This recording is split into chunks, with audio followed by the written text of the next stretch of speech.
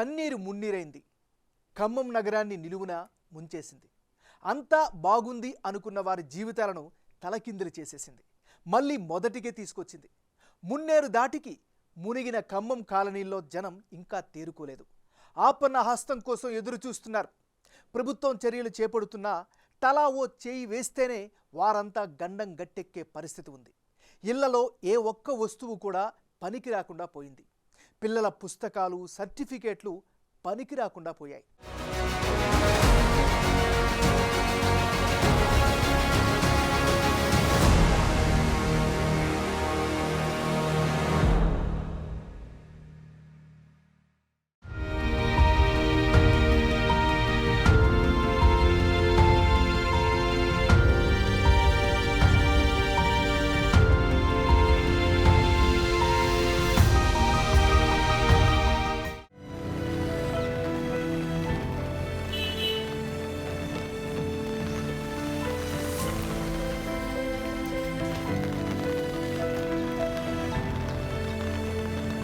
బెజవాడను బుడమేరు మింగినట్లే ఖమ్మం నగరాన్ని మున్నేరు నిలువునా ముంచేసింది.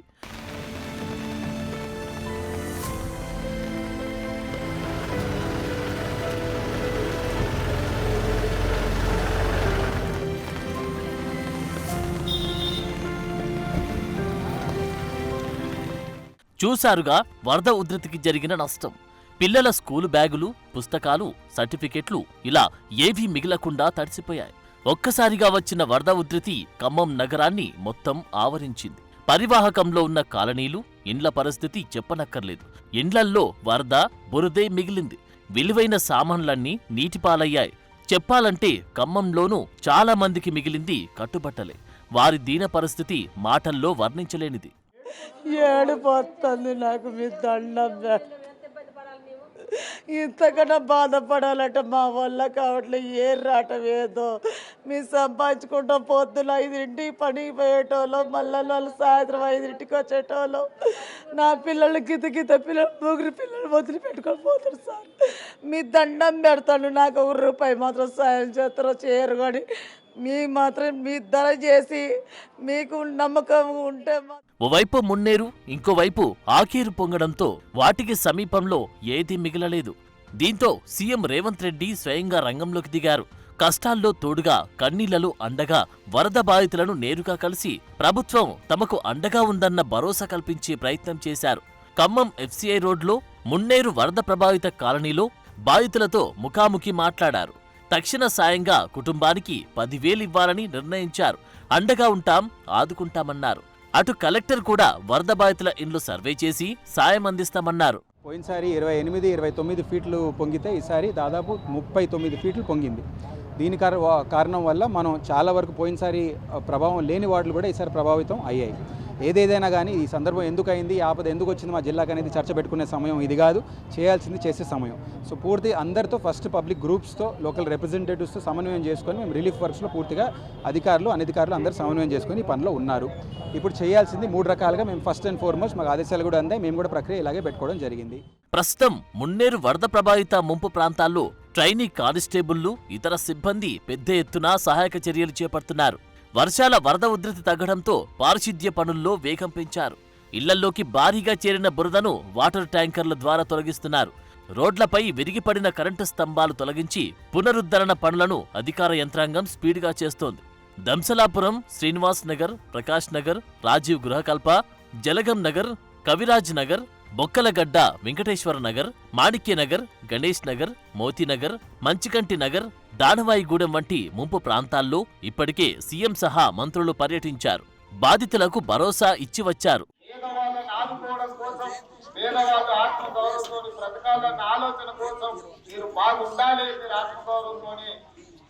సమాజంలో తలెత్తుకొని తిరగాలి అని ఈ రాజీవ్ గృహకల్పన నాడు డాక్టర్ వైఎస్ రాజశేఖర రెడ్డి గారు కాంగ్రెస్ ప్రభుత్వంలో ఏర్పాటు చేయడం జరిగింది.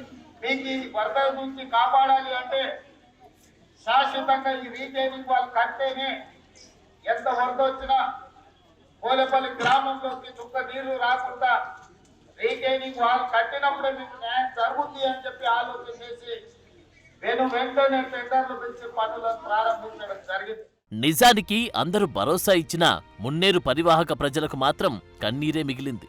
ఇండ్లన్నీ బురదగా మారాయి. ఎవరికీ ఏమీ మిగలలేదు. ఖమ్మం అయినా అటు మహబూబాబాద్ అయినా చరిత్రలో ఎన్నడూ లేనంతగా అతి భారీ వర్షపాతం నమోదైంది.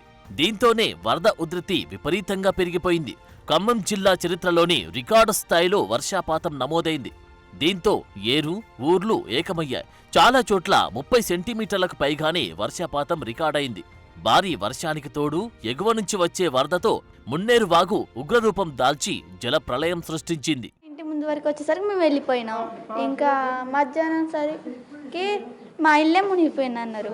భయం అనిపించింది, కానీ ఏం చెయ్యాలి. 4:30 టైంలో వచ్చేసి పారిపోయినాం, మొత్తం వదిలేసి వెళ్ళిపోయినాం. వచ్చి అసలు తెల్లవారు లేచి చూసేసరికి బర్రం ఇక్కడ దాకా ఉరికొచ్చేసినాం. గతంలో ఇట్లా రాలేదన్న, అంత ఘనంగా రాలే. మామూలుగా వచ్చి అక్కడ దాకా వచ్చి ఇక్కడ దాకా వచ్చి వెళ్ళిపోయాయి. ఇల్లు మొత్తం మునిగిపోయింది. మున్నేరు వరద ముంపు ప్రాంతాల్లో బురదతో నిండిన ఇంటిని, నీటిలో మునిగిన వస్తువులు, వాహనాలను చూసి కన్నీళ్లు పెట్టుకుంటున్నారు బాధితులు.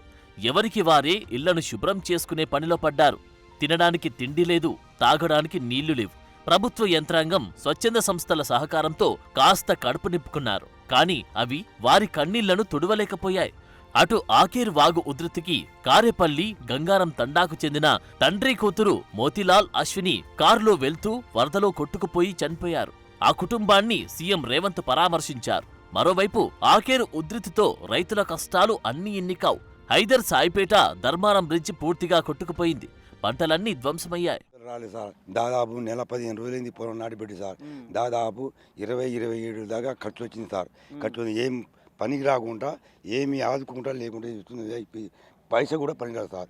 దాదాపు దీన్ని చేయాలంటే 2-3 సంవత్సరాలు మళ్ళీ దిగబడి చేయాలంటే వీలు పడుతుంది సార్. రైతులు ఉన్నది సార్. ఇక్కడ మేము పొట్టబట్టుకొని రైతులకు కష్టపడడం చేసినాం. ఏమైనా నీళ్ళ పాడైపోయింది.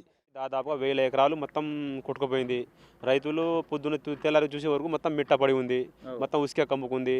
రైతులు మొత్తం బాధపడుతున్నారు. గవర్నమెంట్ ఆదుకోవాలని చూస్తున్నారు రైతులు. గ్రేటర్ వరంగల్ మున్సిపల్ కార్పొరేషన్ నుంచి సుమారు 300 మంది కార్మికులను అధికారులు ఖమ్మానికి పంపించారు. వరదల బీభత్సంతో ఖమ్మం జిల్లా అల్లకల్లోలంగా మారింది. ఖమ్మం వరద ప్రాంతాల్లో పర్యటించిన సీఎం రేవంత్ అక్కడ యుద్ధ ప్రాతిపాదికన పారిశుద్ధ్య చర్యలకు ఆదేశాలు జారీ చేశారు. అవసరమున్న చోటుకు సిబ్బందిని తరలించాలని చెప్పడంతో పారిశుద్ధ్య కార్మికులు తరలి వెళ్లారు.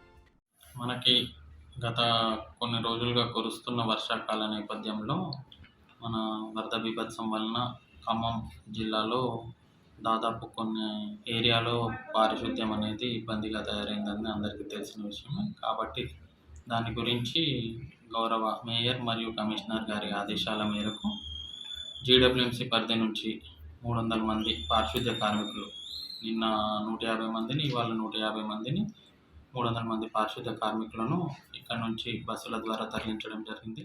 అకాల వర్షాలకు పాలేరు నియోజకవర్గంలోని పాలేరు రిజర్వాయర్కు రికార్డు స్థాయిలో 1,70,000 క్యూసెక్ల నీరు ఇన్ఫ్లో రావడంతో రిజర్వాయర్తో పాటు చుట్టుపక్కల ఉన్న నాయకన్గూడెం, పాలేరు గ్రామాలు ముంపునకు గురయ్యాయి. వరద తీవ్రతకు ఖమ్మం సూర్యాపేట జాతీయ రహదారి పాక్షికంగా దెబ్బతింది. బ్రిడ్జికి, రోడ్డుకు జాయింట్లో సొరంగంలా ఏర్పడి గుంతలు ఏర్పడ్డాయి. నాగార్జునసాగర్ ఎడమ కాల్వ కట్టలు పూర్తిగా దెబ్బతినడంతో పాటు అక్కడక్కడ పూర్తిగా తెగి గండ్లు పడ్డాయి. రిజర్వాయర్ వద్ద సేఫ్టీ వాల్ సైతం పాక్షికంగా పడిపోయింది. వరద తాకిడికి బలమైన జేసీబీలు, ట్రాక్టర్లు కూడా అడ్డం పడిపోయాయి.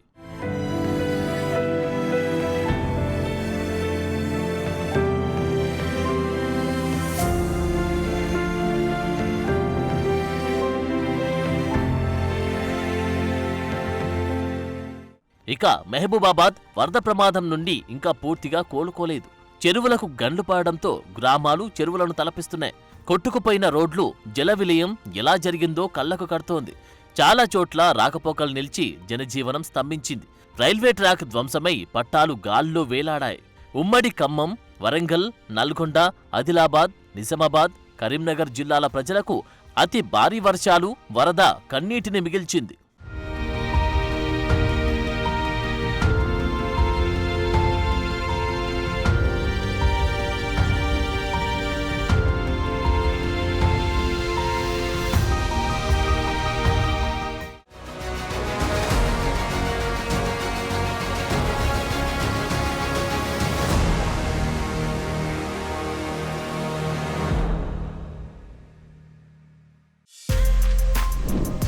For more videos like this, subscribe Big TV channel.